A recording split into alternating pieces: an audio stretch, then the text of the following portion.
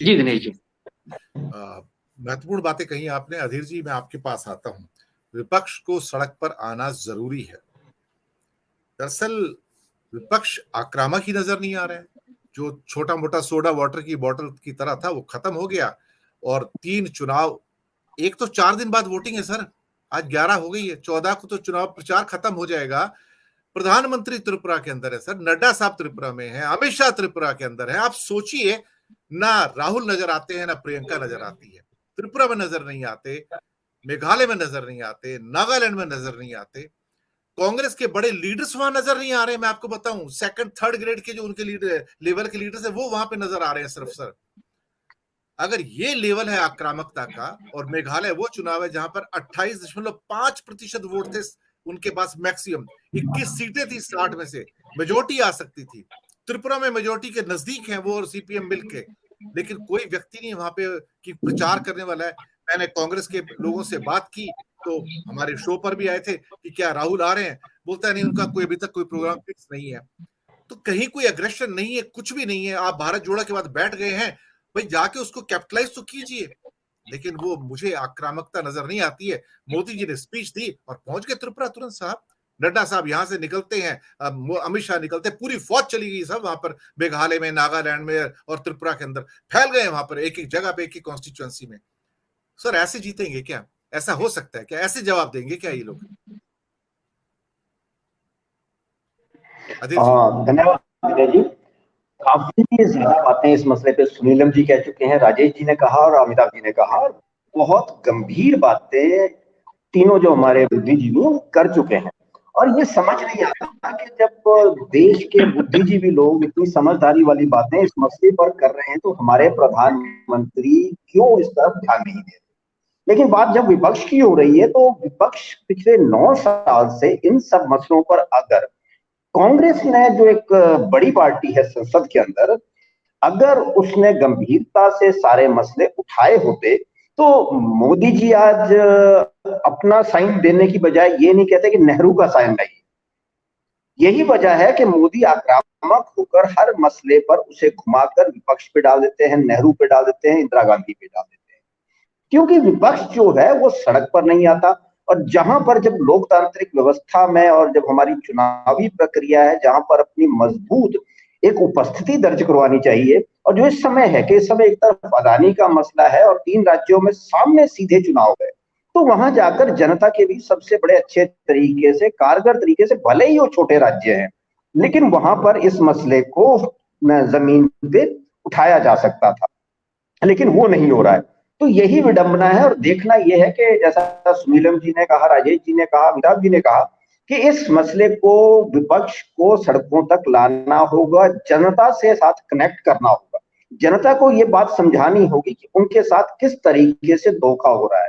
जनता का पैसा जो बैंकों में, एलआईसी में लगा है, वो एक कारोबारी को दे दिया गया उसके भविष्य को बनाने के लिए, जबकि वो देश के इंफ्रास्ट्रक्चर के लिए इस्तेमाल हो सकता था, लेकिन वो नहीं हुआ।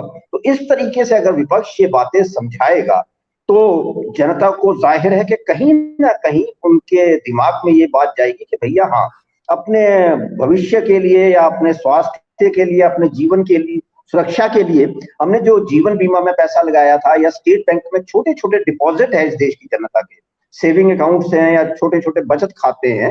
हालांकि उन बचत खातों पे हम सभी को जानते हैं कि जो हमारे बचत खाते हैं उन पे रेट ऑफ इंटरेस्ट कम होता जा रहा है, लेकिन जो हमारे लोन्स हैं, जो पिछले 3-4 दिनों में हमने देखा, वो हमारी जेब पर बहुत ज्यादा डाला जा रहा है। और केंद्र सरकार यही कर रही है। पिछले 9 साल से खुद कमाने की बजाय, ये एक अलग मसला है, खुद कमाने की बजाय हमारी जेब से पैसा लेकर अपना कामकाज चला रही है। चाहे वो 8,000 करोड़ का फिर जहाज खरीदना हो, या महंगे कपड़े पहनना हो, या बड़ी बड़ी जो रैलियां, जो बड़े बड़े कारोबारी है वो प्रायोजित रैलियां हैं।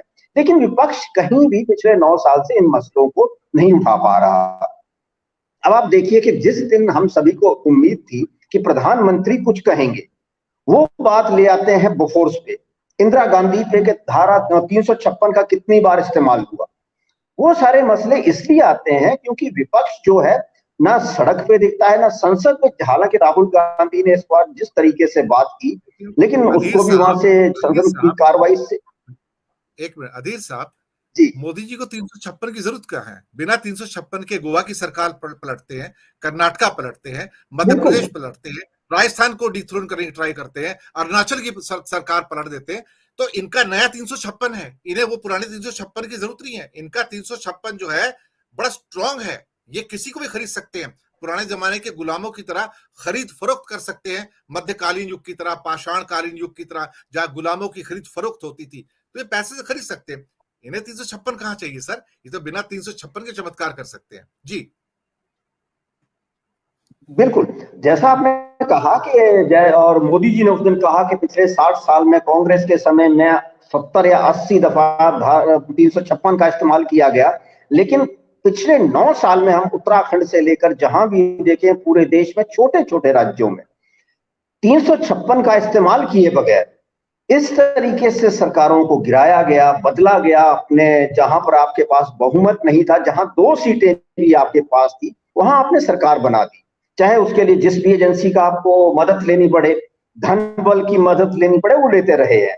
अब सदन के अंदर जिस दिन आपको इस पूरे मसले पर और जहां विश्व भर में कि बाहर से एक दबाव आ रहा है कि आपके मित्र कारोबारी ने इस तरह का काम किया है, शेल कंपनियां बनाकर आप कहते हैं कि हमने शेल कंपनियां खत्म कर दी हैं, लेकिन अब दोबारा सामने आ रहा है कि शेल कंपनियां आपके मित्र की चल रही हैं। तो वो सारी चीजों पर बात करने की बजाय मोदी जी कहते हैं कि बोफोर्स का घपला हुआ, लेकिन और बाकी जो उनके समर्थक है वो कहते हैं कि बोफोर्स का घपला हुआ भाई। और दूसरी तरफ अगर अदानी साहब की बात आती है, हिडनबर्ग की बात आती है, तो कहते हैं अमेरिकन संस्था है, हम इस पर विश्वास नहीं करते। तो भाई अगर आप हिडनबर्ग पे विश्वास नहीं करते, तो जो हमारा बोफोर्स घोटाला था वो भी तो एक स्वीडन के रेडियो चैनल ने सार्वजनिक किया था, वो भी तो एक विदेशी फर्म थी, विदेशी कंपनी थी। तो जब स्वीडन की एक फर्म के बोफोर्स घोटाले को एक्सपोज किए जाने को आप बोफोर्स का मसला सेटल्ड मसला है। बोफोर्स का मतलब कोर्ट्स में सेटल हो चुका है, उसके अंदर उसको दोबारा उठाने की जरूरत बिल्कुल क्या थी बिल्कुल इनको? बिल्कुल दिनेश जी, वही चीज है कि विपक्ष जो आप हम सब जानते हैं कि कोर्ट में सेटल हो चुका है, लेकिन जो फ्रंट बेंचर्स हैं, जो तालियां बजाने वाली जनता है और जो गुणगान करने वाली जनता है, उनके दिमाग में आज भी मोदी साहब ये रखना चाहते हैं कि बोफोर्स का घपला हुआ था और वो घपला था। आज की जनता ये रिकॉर्ड्स पे नहीं जाएगी कि बोफोर्स का मामला सेटल हो चुका है। उनके लिए तो मोदी जी की कही बात ब्रह्म वाक्य है, क्योंकि मोदी भगवान है उनके लिए। और मोदी भगवान जिस तरीके से बात कर रहे हैं, उन्होंने अपना जीवन खपा दिया है इस देश के लिए पिछले 9 वर्षों में।